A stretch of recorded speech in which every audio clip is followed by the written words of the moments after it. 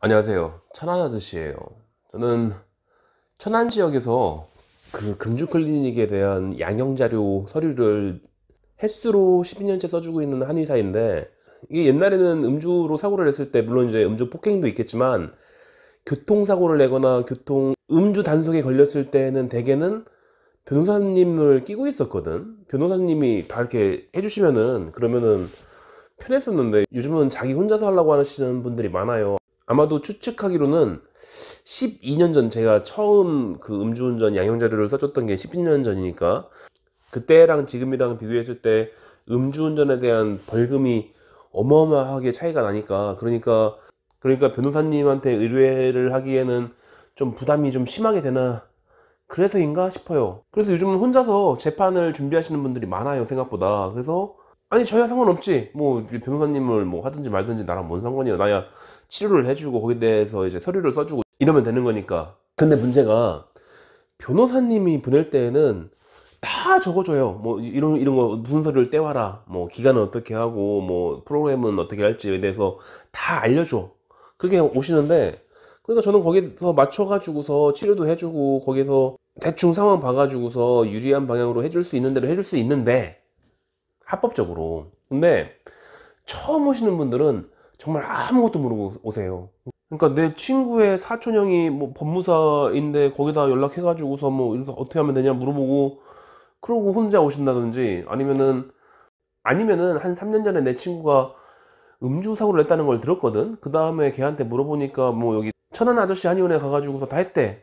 그 친구는 변호사를 썼고 나는 변호사한테 돈을 쓰고 싶지 않고, 그러니까 일단 할 줄 아는 건가 보다 싶어서 왔겠지. 근데 뭘 가져오라는 건지 알 수가 있나. 저는 제가 재판을 준비해 드리는 게 아니에요. 그 결과에 대해서 책임을 지지 않는다고.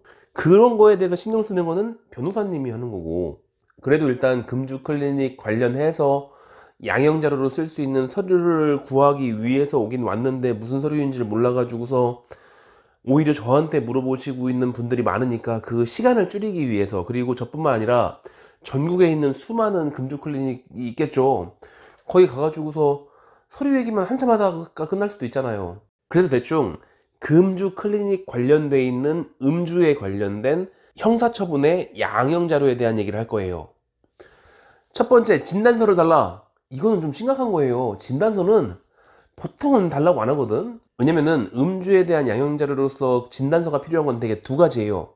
한 가지는 내가 다른 정신병이 있다, 뭐 조울증이든 정신분열이든 해리성 장애 뭐 그런 게 있기 때문에 나는 음주 운전에 대한 징계를 받을 게 아니라 정신병원에 감금되어 있어야 된다, 뭐 그런 얘기를 하고 싶을 때 라던가, 아니면은 그냥 단지 뭐 뉘우친다, 반성한다, 금주를 위해서 노력을 한다, 이런 게 문제가 아니라 지금 좀 심각해, 내가 조금 간단한 사고를 친 게 아니다, 그럴 때는 F코드가 필요해요. 뭐 정신질환 코드예요, 그것도. 그래서 정신과에 가가지고서 이 사람은 알코올과 관련되어 있는 정신병이 있는 거다, 그렇기 때문에 이게 다 완치되기 전까지는 운전면허를 발급해서는 안 되고, 뭐 하여튼 술과 관련되어 있는 어떠한 직종에도 일을 해서는 안 된다라든지, 언제 또 사고를 칠지 모르고 언제 또 자기 건강을 망칠 수 있을지 모르니까, 그러니까 여러 가지 제약을 둬야 된다라는 굉장히 심각한 서류인 거죠. 나는 알코올에 대한 정신병이 있기 때문에 그런 진단이 나왔으니까, 그러니까 감옥에만 보내지 말아달라, 뭐 이런 얘기를 할 때 쓰는 거. 그러니까 저희 한의원에는 이런 분들이 없어요. 진단서가 필요한 분들이 안 와, 여기는. 자기가 그 제발로 알코올 전문, 감금 전문 정신병원에 가가지고서 갇혀있기를 원하고 뭐 이럴 때 그때 나오는 서류예요. 또 하나는 진료 내역서, 뭐 무슨 내역서 이런 게 있는데, 내역서라는 게 없어요. 의료기관에서 발급하는 서류에는 내역서 이런 게 별로 없고 확인서라는 게 있어요. 확인서. 진료에 대한 확인서, 치료에 대한 확인서. 그러니까 그런 경우가 많을 텐데, 그냥 내가 금주 프로그램을 시작을 했다, 뭐 한 달짜리든 3개월짜리든 이런 확인서가 들어가기도 해요. 그리고 소견서라는 게 있는데, 소견서는 말 그대로 의료인으로서의 소견을 적는 거예요. 의료인으로서의 소견을 적어 와야 되는데, 근데 뭔지 잘 모르니까 그냥 소견서 떼달라고 하는데, 뭐 내 친구는 금주 클리닉 하고서 소견서를 떼달라고 해가지고서 뭐 감형을 받았대는데 뭐 이런 얘기를 한단 말이에요. 근데 빨리빨리 달라고 첫날 와가지고서. 내가 첫날 소견이 어딨어, 그거를. 보통은 내가 그동안 뭐 한 달이면 한 달, 석 달이면 석 달, 뭐 1년이면 1년 뭐 치료를 해보면서 1년까지는 아니지. 최대가 6개월이었으니까. 그동안 내가 진료해온 경험상 이 사람은 이러이러 할 것 같다. 뭐 이렇게 해왔다. 진료를 성실하게 했다든지 뭐 아니면은 뭐 몇 번 빼먹었든지 어쨌건 뭔가를 적을 수 있는 걸 하려면은 내용이 있어야 될 거 아니야. 근데 오자마자 거기다 소견서에다가 뭐 이 사람은 앞으로 정말 술을 끊을 것 같다고. 그럼 내가 어떻게 알아요, 그거를? 몰라요. 그래서 그때 소견서 안 나가요. 정리. 진단서는 심각할 때. 진료 확인서는 보통 첫날이라든지 뭐 나중에 중간이라든지 끝이라든지 좀 이거는 사용 범위가 좀 폭넓고, 세 번째, 소견서는 치료를 다 마친 다음에 일정 기간 동안에 그 프로그램을 종료한 다음에 그때 거기에 대해서 써줄 수 있는 거예요. 원래는 명백한 의미에서 소견서는 그게 아니긴 한데 그런 의미로 변호사님들이 가져오라고 하는 것 같아요. 물론 나야 모르지. 변호사님들이 그렇게 해달라고 그렇게 요청을 해왔으니까 어쨌건 그동안 봐왔던 결과가 그렇더라고. 그리고 가끔 보면은 영수증을 떼우러 가시는 분들이 있어요.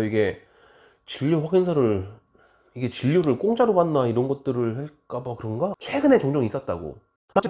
거기다가 약속 뭐 이래도 되는 건데 굳이 금주 클리닉에 가가지고서 거기에 대한 소견을 받고 뭐 진료 확인을 받고 이런 것들을 하고 있는 이유는 그 서류의 특성상 뭐 그냥 아무 때나 와가지고서 이거 주시오 저거 주시오 한다고 되는 게 아니니까. 그러니까 미리 첫날 오셨을 때 어떤 계획을 갖고 있는지를 좀 말씀을 하고 시작하시는 게 좋을 것 같아요. 여기만 있는 거 아니잖아요. 다른 데도 분명히 금주 클리닉이 있을 테니까 거기 가셨을 때도 미리 다 어떤 계획이 있는지 뭐 변호사님이 있으면 뭐 좋겠는데 그게 아닐 테니까. 그러니까 혼자 준비 중이실 거니까 그러니까 그런 것들을 미리 좀 공부를 좀 하신 다음에 그 다음에 금주 클리닉 찾아가셔가지고서 얘기를 해두세요. 그래야지 어떻게 할지 뭐 그쪽에서 가늠을 하든지 말든지 하시겠지.